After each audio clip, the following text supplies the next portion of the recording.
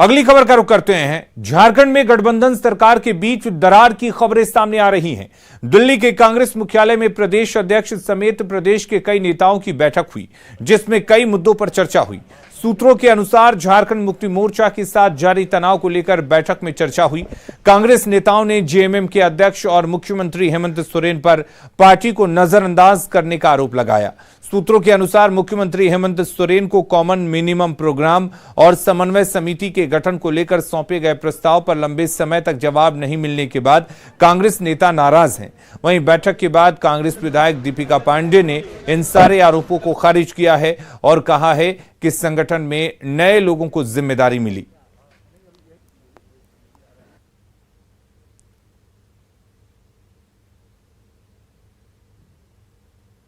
बैठक थी संगठन को लेकर के और झारखंड के 25 जिम्मेदार लोगों को संगठन में मौका दिया गया है और अलग अलग जिले का प्रभार दिया गया है, जहां संगठन के जो भी कार्यक्रम अगले 2 महीने में, चाहे वो डिजिटल मेंबरशिप को रफ्तार देने की बात हो या फिर आने वाले दिनों में जो पंचायत और प्रखंड और बूथ स्तर तक संवाद करने की बात हो, इन सब चीज़ों को लेकर के चर्चा हुई और सभी लीडर्स को एक एक जिला दिया गया अपनी जिम्मेदारी को निभाने के लिए। गठबंधन में क्या सब कुछ ठीक है? गठबंधन में दरार की खबरें आ रही हैं। ये आज तो ये संगठन को लेकर के बैठक है और जो इस तरह की जो प्रोपेगेंडा और अफवाह फैलाने का तंत्र जो लोग कर रहे हैं, जो आरएसएस के लोग हैं, उनसे ये सवाल पूछा जाना चाहिए। तो कांग्रेस नेताओं की बैठक हुई है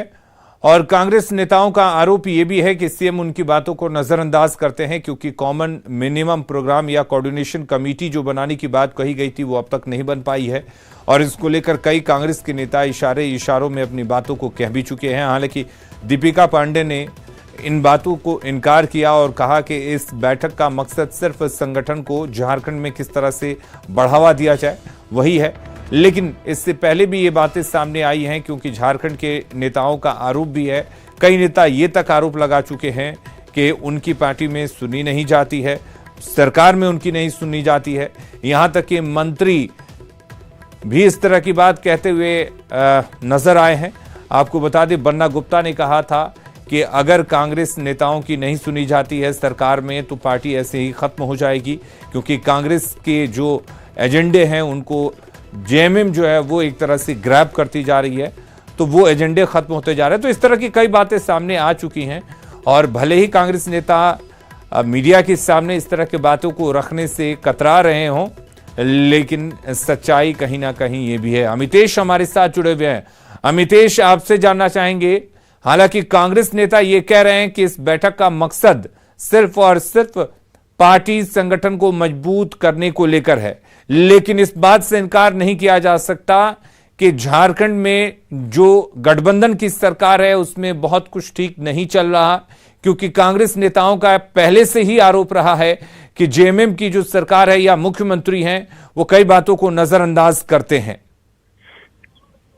देखिए, निश्चित रूप से झारखंड में जेएमएम कांग्रेस की सरकार है, लेकिन कांग्रेस के विधायकों की ये शिकायत रही है शुरू से कि हमारी नहीं सुनी जा रही है, या फिर जो कोऑर्डिनेशन कमेटी बनाने की मांग थी और कॉमन मिनिमम प्रोग्राम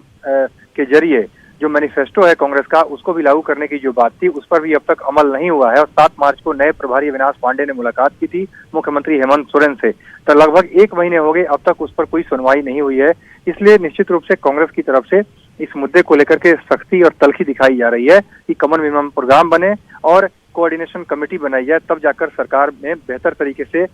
तालमेल होगा और कांग्रेस के एजेंडे को भी, कांग्रेस के मैनिफेस्टो को भी ठीक तरीके से लागू किया जा सकेगा झारखंड में। तो ये तो पहली बात हुई। दूसरी बात है, अगर बात करें संगठन को लेकर के, तो कांग्रेस की तरफ से नए प्रभारी बनने के बाद पंचायत स्तर से लेकर बूथ स्तर तक या प्रखंड स्तर से लेकर जिला स्तर और राज्य स्तर तक संगठन में एक नई धार देने की कवायद हो रही है और खास तौर से पूरे 81 विधानसभा क्षेत्र और सभी जो लोकसभा क्षेत्र है उसमें भी कांग्रेस को मजबूत किया जा रहा है। जहां पर जेएमएम का प्रभाव है वहां भी कांग्रेस चाहती है कि हर जगह पूरे राज्य में अपने आप को मजबूत करें, तभी हम एक बेहतर गठबंधन करेंगे और उस सिचुएशन में फिर जाकर के हम 2024 के लिए तैयारी करेंगे लोकसभा चुनाव के लिए। तो कांग्रेस अभी से ही हर तरह से देखा जाए तो जेएमएम पर दबाव बना रही है और एक तरह से प्रेशर टैक्टिक्स है कांग्रेस की, जो कि चाहती है कि जेएमएम कांग्रेस की जो सरकार है उसमें कांग्रेस की भी सुनी जाए, कांग्रेस की भी बात को इग्नोर न किया जाए, ये कवायद चल रही है नए प्रभारी की तरफ से। और उसी कड़ी में आज संगठन से लेकर के लगातार तमाम इश्यूज पर मीटिंग हो रही है। लगातार झारखंड में भी कांग्रेस की सक्रियता दिख रही है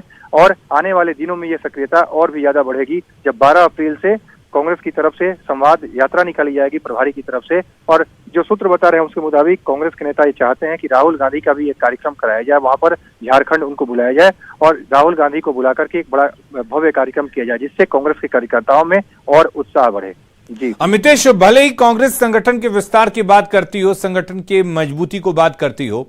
लेकिन क्या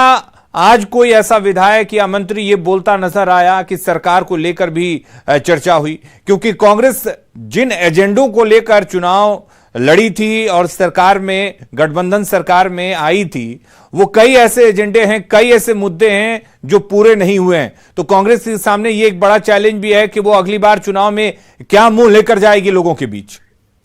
जी हाँ, बिल्कुल कांग्रेस के सामने यही सबसे बड़ा चैलेंज है। यही वजह है कि नए प्रभारी जो आए हैं अविनाश पांडे, उनकी तरफ से इन तमाम इश्यूज को, और जितने भी आपने देखा जो कांग्रेस के पूर्व अध्यक्ष हैं उनके साथ कुछ दिन पहले अलग से बैठक हुई थी। इसके अलावा कांग्रेस के जो पुराने नेता जो हाशिए पर थे उनको भी साथ जोड़ा जा रहा है, उनको भी मेन स्ट्रीम में लाया जा रहा है कांग्रेस में। और इसके अलावा सभी जो कार्यकर्ता हैं जो कि जमीनी स्तर के हैं उनके साथ भी संवाद किया जा रहा है। सबका फीडबैक लेकर कांग्रेस आगे की स्ट्रेटजी बनाएगी और सभी तरफ से अब तक जो रुझान आए हैं, जो उनकी तरफ से संवाद स्थापित किया गया है, जो फीडबैक मिला है प्रभारी अविनाश पांडे को, उसमें यही सामने आया है कि जेएमएम कांग्रेस की सरकार झारखंड में चल रही है, ऐसा मैसेज नहीं जा पा रहा है। यही वजह है कि कोऑर्डिनेशन कमेटी बनाने पर उनका ज्यादा जोर है और इसके अलावा कॉमन मिनिमम प्रोग्राम जो है उसको बनाने पर जोर है कि उसके जरिए मैनिफेस्टो जो कांग्रेस का था उसे लागू किया जाए। क्योंकि तैयारी 2024 की है और 2024 को ध्यान में रखते हुए अभी से ही कांग्रेस अपने आप को मजबूत कर रही है और दिखा रही है कि हम भी हमारे भी अपने कार्यकर्ताओं को दिखा रही है कि हम भी काफी इनर्जाइज होकर के काम करेंगे